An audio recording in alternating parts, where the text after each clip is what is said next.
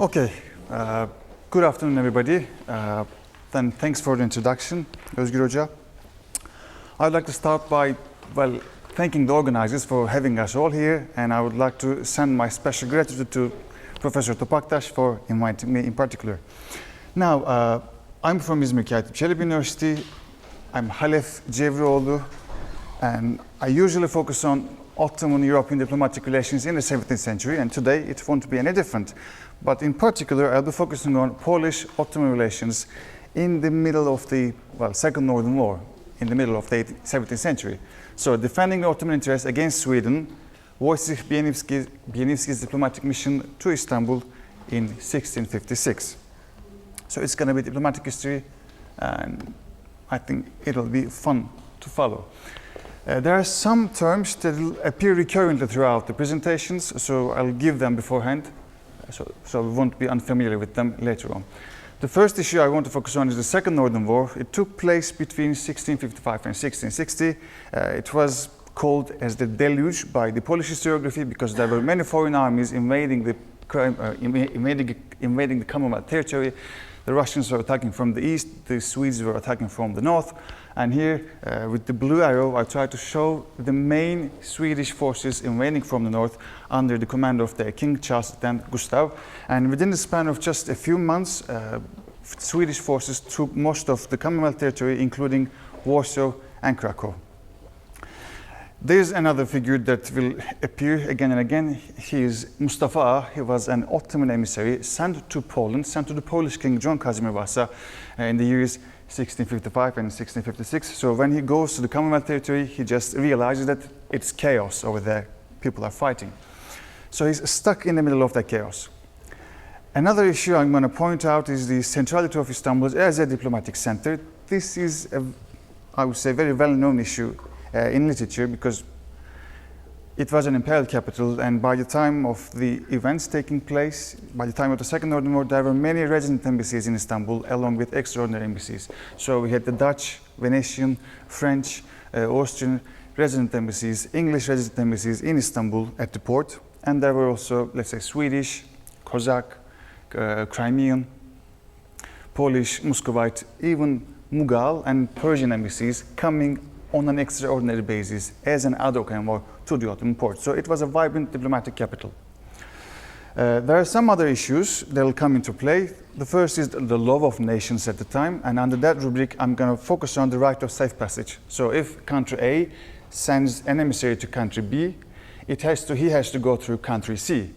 And it's a matter of importance if country C gives that emissary the right of safe passage. Can that emissary go from one territory to the other? And last issue is a relatively, I would say, flourishing issue, which is public diplomacy in the early modern period, to which I'm coming right now. Now, there is a burgeoning literature on early modern European public diplomacy, and the main focus of this literature is the use of printing press by diplomats. So country A sends a diplomat to country B. That diplomat in country B, in the host country, uses printing press in order to further the interests of his own king, of his own, republic. So a diplomat using printing press, that was the making of European public diplomacy. You can see that many of the, recent literature on European public diplomacy in the early modern period uses the word print or press. I tried to highlight them with blue over there. So the first is from Helmer Helmers. He is a famous figure in that area, in that specific field of study. He's focusing on an English diplomat using print, and the other is, again, the Spanish use of printing press by the diplomats. So one particular problem with this was that there was no printing press in Istanbul in 1720s. So does that automatically mean that we rule out the possibility of public diplomacy in early modern Istanbul?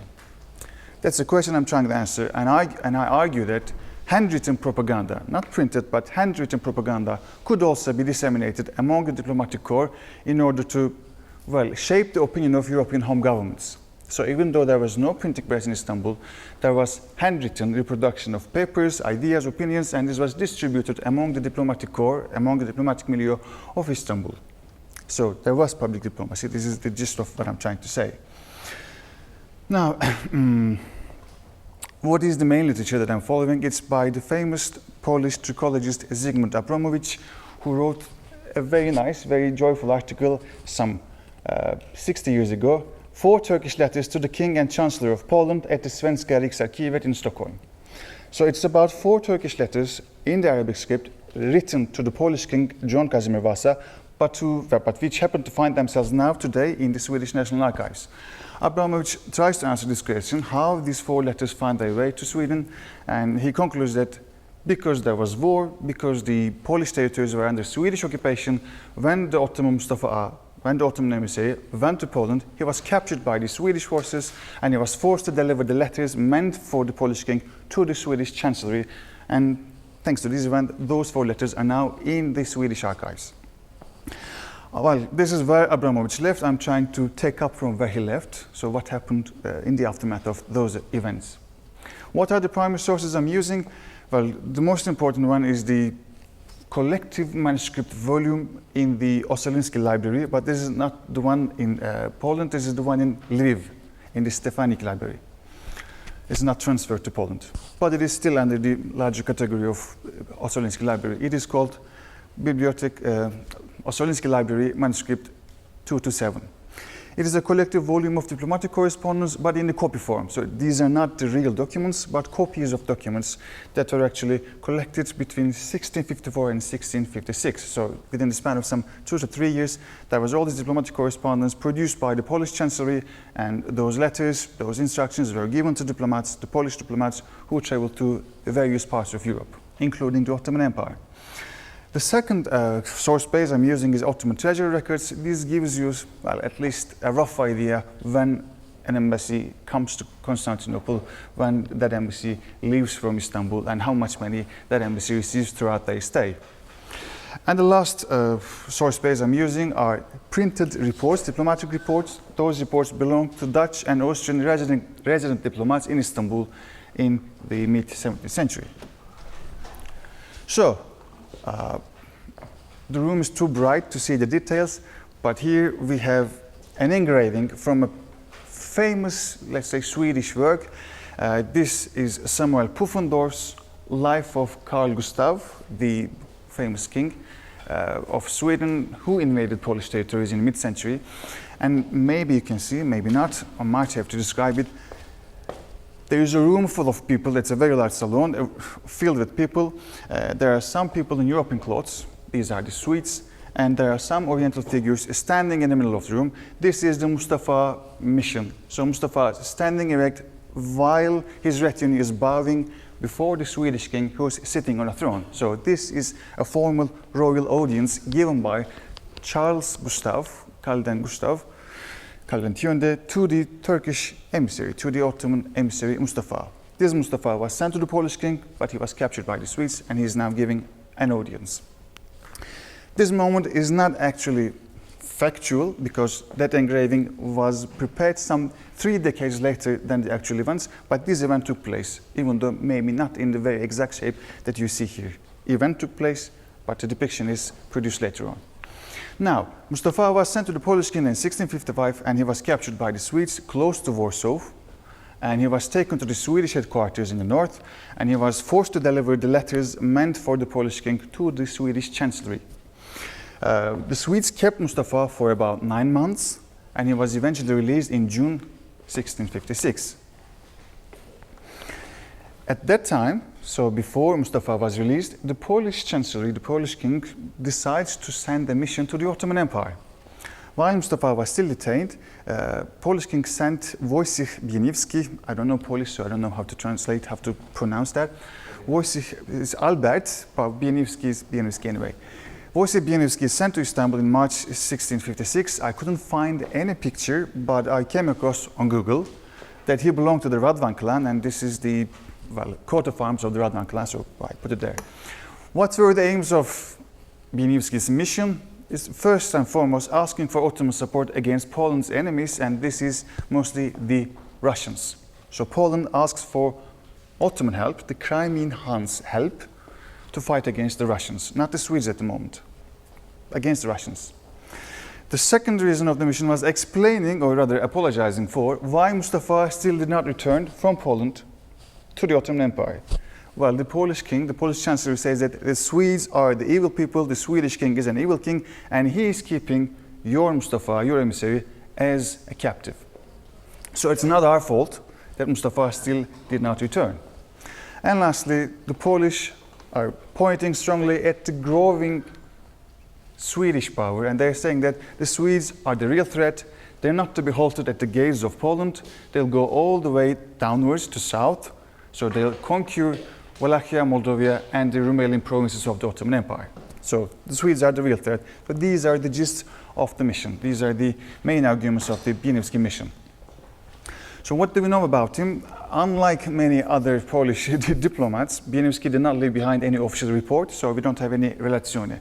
We don't know what he did, what happened to him, what were his tractions, what were his negotiations about, but at least we have some scattered information in the Ottoman archives attesting to his stay, but these are mostly financial issues. For example, thanks to the Ottoman treasury records, made up of 20 or 25 entries just like that one, we know that Bieniewski's sojourn, the visit in the Ottoman Empire, lasted for about 70 days, from May to August 1656. For every 8 days, they received 24 Venetian ducats throughout those 70 days. And we know that, for example, a certain Haji Hassan acted as a translator from the Danube to the Ottoman capital. And thanks to these services, he was given the title of Çavuş, the post of Çavuş, a messenger, by the Ottoman administration at the request of Bieniewski. So Haji Hassan served the Bieniewski mission well. He was rewarded with the Çavuş title. There were also Mehmet and Hasan Çavuşus who stood as guards at the embassy's door, and they were the ones who actually collected the money from the central treasury and delivered them to the Bieniewski mission. They were acting as the connections. They established the connection between the Ottomans and the Polish embassy. Now, we're coming to the subject. The letters brought by Bieniewski to Istanbul. On the 21st of March 1656, a series of letters and documents had been produced by the Polish Chancellery for Bieniewski. We can categorize those letters, those documents, under three main rubrics. The first is instructions and the passport for Bieniewski mission. These are in Polish, I couldn't understand them, sorry. And there are the letters in Latin to the Sultan, Mehmet IV, to the Grand Vizier, Boyneiri Mehmet Pasha, to the Deputy Grand Vizier, to the governor of the Sirte province, and to the Danubian voivodes. And lastly, there were letters of recommendation by the Polish Chancellery to the Austrian resident in Istanbul, to the Dutch resident in Istanbul, and to the French ambassador in Istanbul. So the Polish king says that, well, Austrian, Dutch, and French representatives, you are more experienced diplomats, and we're sending Bieniewski for a diplomatic mission to Istanbul. Please help him out. Please give him all the support you can give. Now, the first letter I want to focus on is the letter to the Ottoman Sultan by the Polish king. Well, mainly, the Polish king warns the Ottomans against the Swedes, who are a threat to the Ottoman security. We talked about that. Now, here it gets interesting. The detainment of Mustafa by the Swedish king is a deliberate insult on the Sultan's honor. So the Swedes are not just the evil guys who started the war against Poland, but the Swedes are unjust people. The Swedish king is a king who is exercising injustice. They're keeping Mustafa as a hostage. More importantly, the Polish king defines Mustafa's arrest by the Swedes as being against the law of nations. Now, this is something the Polish Chancellery did not have to do. It would be enough to say that, well, Mustafa is your guy, the Ottomans have to demand it back. But no, there is a further layer here. It says that this is against the law of nations. So it's bringing in a new argument. Law of nations was a term discussed by jurists for about a century and a half by then. So starting with the 15th century onwards, there was this playing with the idea of law of nations. But it is not the 20th century, so the concepts are not yet clear. So it's there, wafting in there. There is a concept, but it is not clear-cut. Detaining an emissary in a host country by a rule of thumb was obviously a breach of the customary law.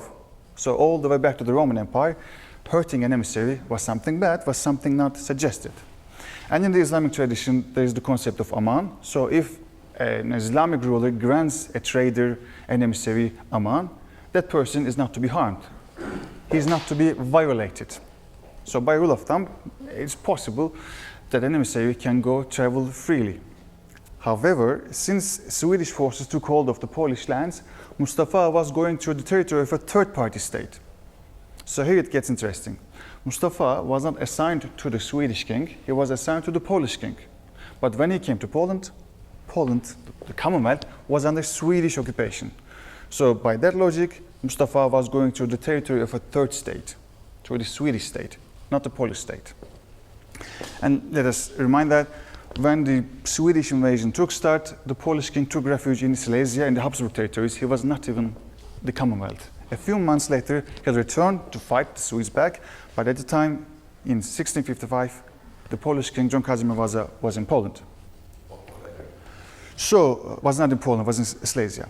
So the question here is whether an emissary had the right of safe passage through the third-party territory. At the time, certain Jews like Pierre Eyraud, French, 16th century, and Hugo Grotius, Dutch, 17th century, had this idea: an emissary going through the territory of a third-party state did not necessarily enjoy protection. So if an emissary is in a country that he was not assigned to, he could very well be hurt. So there was no rule for that. So the right of safe passage was not institutionalized yet. It wasn't clear if Mustafa could be kept a prisoner or not. It wasn't known. There was no such rule at the time. It was not defined clearly. Accordingly, it was a controversial issue whether Mustafa's arrest by the Swedes constituted a breach of the law of nations. So we can't know for certain. The Swedes, the Poles, the Ottomans could not be certain if Mustafa's detainment was against law of nations, contra ius gentium. Then, why did the Poles incriminate the Swedish king in the Mustafa affair? So we can't say for certain that Mustafa could not be kept by the Swedes, but the Poles are using this as an argument. For the Polish side, this was a useful tool to discredit the Swedish kingdom before the Ottoman authorities. So Swedish king was an unjust ruler exercising injustice not only to the Poles but also to the Ottomans. But more significantly, Istanbul served as a venue to propagate this discourse of injustice in the international arena. Because reminding again, it was a diplomatic hub. As you can see here, there were Transylvanian, Wallachian and Moldavian resident embassies, along with the more important, I would say, European embassies like the Austrian, Dutch, English, French and Venetian embassies. And with all those embassies, Bieniewski probably had a chance to meet and propagate such an idea. At least we know that he was supposed to meet with the Austrian, Dutch and French embassies because those embassies were written letters of recommendation by the Polish Chancellery. Now, the reports written by Austrian and Dutch diplomats in Istanbul bear a striking resemblance to the Polish king's letter to the Ottoman Sultan. So the king wrote a letter to the Sultan, and we see in the reports of diplomats that as if those diplomats knew about the particularities of that letter. So this is a published report, Austrian resident Simon Reiniger for Reinigen's report. It's his final report to the Habsburg administration in Vienna, which repeats the arguments by the king. How the Ottomans had sent a Çavuş to the Polish, who was caught by the Swedish king and forced to reveal the details of his mission. How the Polish king suggested that the Sultan had to protest and demand back the Çavuş. And lastly, how the Polish king warned the Ottomans against the Swedish king, who had no good intentions against the Port. So this is the similar content that you will find in the king's letter to the Ottoman Sultan, and somehow they found their way into the Austrian embassy's report. More telling is the Dutch resident Levenus Weiner's report. This is a dispatch by the famous Orientalist Levenus Weiner in June 1656. So when Bieniewski mission was in Istanbul, we see in his report that the content is an almost verbatim excerpt from the Polish royal letter. So this report is written from Istanbul by the Dutch embassy to the Estates General in The Hague, to the Dutch Republic. And the content is very similar, again, to the Polish king's letter. Very similar arguments were to be found in the Austrian resident's letter report above. The same content is here, but there are some important points to highlight. In the last place of the report, so the Dutch resident Levenus Weiner writes the report, informs his government about the Polish intendant Bieniewski's dealings at the port, and at the end of the report, well, Weiner says that against the law of nations, contra ius gentium, the Swedes are holding captive the Turkish intendant sent to Poland some time ago, showing Sweden's hostile and barbaric intentions. So that being against the law of nations, that phrase is copied also in the Dutch resident's letter. This is as if the Dutch resident, Levenus Werner, solved the royal letter from the Polish king to the Ottoman Sultan. And guess what? Here, the Dutch resident Werner explicitly says that he sends a copy of the Polish king's letter to the Netherlands. So he knew he solved the letter itself. Okay, I'm coming to the end. The Polish administration selected several European diplomats among the European diplomatic corps in Istanbul for Bieniewski to establish contact. Bieniewski saw those men, at least the Dutch and the Austrian residents, was met by Bieniewski. And Bieniewski distributed them copies of the royal letters of the Polish king's letter, which were subsequently included in those residents' report to their home governments. In this way, the Mustafa affair, the Mustafa's detainment by the Swedes, became a tool to discredit the Swedish kingdom and isolate the Swedes in the international arena. So the Polish king says that the Swedes are to be feared, they are keeping an Ottoman subject against law of nations, and this very discourse is to be found in the diplomatic reports from Istanbul to various European capitals. So, what are my conclusions? Viewed broadly, this presentation has sought to question if Istanbul's diplomatic milieu can be integrated into the studies of early modern public diplomacy. Polish administration tried to shape the public opinion of the European governments through Wojciech Bieniewski's efforts in Istanbul. So Istanbul served as a conduit. Lastly, Bieniewski's case helped us argue that handwritten transmission could as well serve as a medium of public diplomacy, a fact overlooked by the studies focusing on the use of print. So basically, even though there was no printing press in Istanbul, a Polish diplomat could still propagate the Polish king's ideas by reproducing the king's arguments via handwritten material. So in a way, he was participating in public diplomacy. I think this is not peculiar to Bieniewski mission itself. Throughout the early modern period, many of the diplomats visiting Istanbul must have done the very same thing, but thanks to the report by Levenus Werner, we now know for certain that they distributed those letters, which were included in the reports, and copies of which were sent to the European governments. Well, thank you for your attention. Hope to see you later.